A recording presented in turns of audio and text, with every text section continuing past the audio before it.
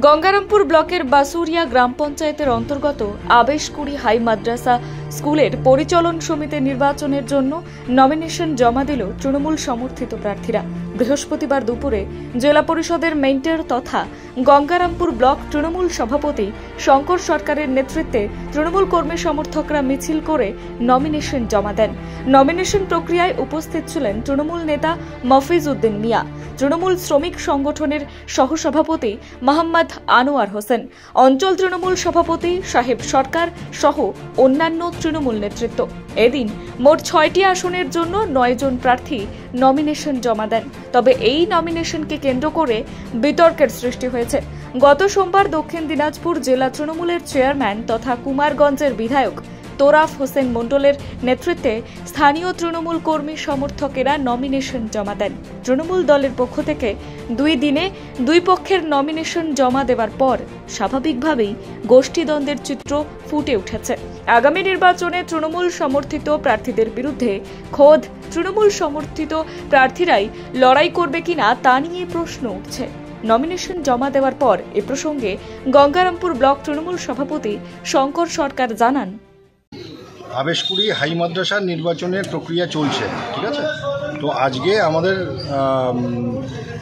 জেলা তৃণমূল এবং গঙ্গারামপুর ব্লক তৃণমূল কংগ্রেসের নির্দেশে আজকে আমাদের প্রার্থীদের তৃণমূল সমর্থিত প্রার্থীদের আজকে আমরা নামগুলো সেখানে মনোনয়নপত্রের মাধ্যমে জমাটা করলাম আর কি। কতদিন আগে এখানে তোরাফ হোসেন মণ্ডল ছিলেন এবং আরও তারা তৃণমূলের ব্যানারেই এখানে প্রার্থীপদ দাখিল করেছিলেন, নমিনেশন জমা দিয়েছিলেন। কি বলবেন? না, এটা আমার জানা নেই, কারণ তোরাফ হোসেন মণ্ডল তিনি যদি করে থাকেন আর কি, তাহলে এই আবেশকুড়ি হাই মাদ্রাসা যেই অঞ্চলে অবস্থিত, যেটা হচ্ছে কিন্তু গঙ্গারামপুর ব্লকের মধ্যে পড়ে 11টা অঞ্চলের মধ্যে, তাহলে নিশ্চয়ই উনি হয়তো আমার সাথে যোগাযোগ করতেন যদি এসে থাকেন আর কি, হ্যাঁ, বা অঞ্চল প্রেসিডেন্টের সাথে যোগাযোগ করতো, অঞ্চল চেয়ারম্যানের সাথে যোগাযোগ করতো।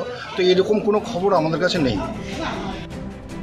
বিতর্ক এবং গোষ্ঠীদ্বন্দ্বের প্রসঙ্গে কুমারগঞ্জের বিধায়ক তোরাফ হোসেন মণ্ডল ফোনে প্রতিক্রিয়া দিয়ে জানান, ব্যাপারটা হলো সেদিন তো সবাই মিলে আলোচনা করে প্রার্থী দেওয়া হয়েছে, এটা তো আমিও শুনলাম। এখন উনি যেখানে সিম্বল নাই, এখানে তো স্কুল মাদ্রাসার ভোট, এখানে তো কোনো সিম্বল নাই। উনি যে কেন দিয়েছে, আমি তো সবার সঙ্গে কথা বলেছিলাম, কথা বলে তো হয়েছিল।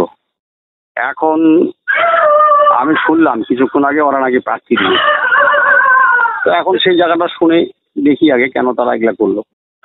আপনারা জেলা সভাপতির কাছে, আমি জেলা সভাপতিকে জানাইছি, ওনাকে জানাইছি, অঞ্চল প্রেসিডেন্টকে জানাইছি, সবাই মিলেমিশে করেছে। সেটা যদি বলে থাকে তাহলে দুর্ভাগ্যজনক, আর কি বলবো। উনি সে তো আপন নিজের মত পোষণ করতে পারে। তাহলে উনি মিথ্যা কথা বলছেন, এরকম একটা বিষয় তো না। এখন সেই হিসাবে তো তাই হয়।